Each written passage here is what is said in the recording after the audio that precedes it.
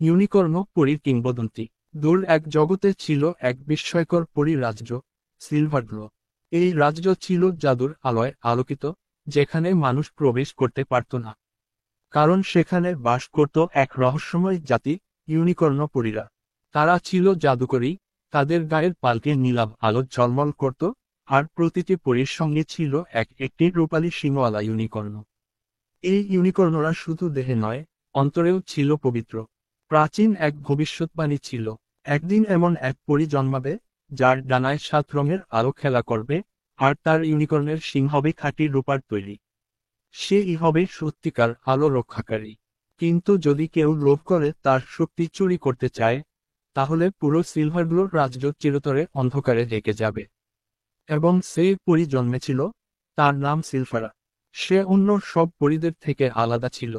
তার ডানায় যখনই সূর্যের আলো পড়ত, রংধনুর মতো ঝলমল করত।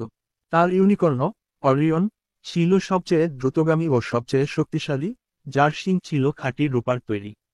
দূরের এক রাজ্যের দুষ্ট জাদুকর, মার্কাস নক্স, এই কিংবদন্তির কথা জানতে পারল। সে বুঝতে পারল, যদি সে সিলফারার ইউনিকর্নের রূপার শিং পায়, তাহলে সে অমর ও অপরাজেয় হয়ে যাবে। তাই এক রাতের গভীর অন্ধকারে সে একদল ছাড় যোদ্ধা নিয়ে সিলভারগ্লোর রাজ্যে প্রবেশ করল।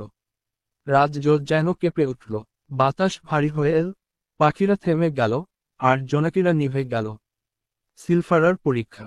সিলফারা অনুভব করল, ভয়ঙ্কর কিছু আসছে। কিন্তু সে জানত, লড়াই করে জয়ী হওয়া সম্ভব নয়, কারণ জাদুকরের শক্তি ছিল ভয়ঙ্কর। তখন সে তার ইউনিকর্ন, অরিয়নকে বলল, আমাদের শক্তি যুদ্ধের জন্য নয়, আলোকে রক্ষা করার জন্য। অরিয়ন তার দিকে তাকালো, চোখে ছিল গভীর বোধের ঝলক। সিলফারা চোখ বন্ধ করল, আর তার ডানায় 7 রঙের আলো দুলে উঠল। তারপর তার ইউনিকর্নের রূপার শিং চষে উঠল, আর পুরো রাজ্য আলোর বন্যায় ভেসে গেল। মার্কাস নক্স চিৎকার করে উঠল, না, এত বিশুদ্ধ আলো আমি সহ্য করতে পারছি না। তার 4 যোদ্ধারা ধুলায় পরিণত হল, আর সেও ধীরে ধীরে বিলীন হয়ে গেল। সিলফারার আলো পুরো রাজ্যকে আবার প্রাণবন্ত করে তুলল।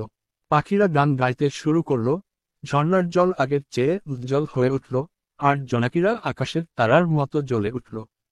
সেদিন থেকে সিলফারা পরিচিত হলো আলোকরক্ষক পরী হিসেবে, আর ইউনিকর্নরা হয়ে গেল তাদের চিরন্তন বন্ধু ও রক্ষক। এবং তখন থেকে একটি নতুন কিংবদন্তি সৃষ্টি হলো। যখনই পৃথিবীর আলো বিপদে পড়বে, কোনো না কোনো ইউনিকর্ন পরী আবার জন্ম নেবে, এবং তার জাদু দিয়ে অন্ধকারকে চিরতরে তাড়িয়ে দেবে।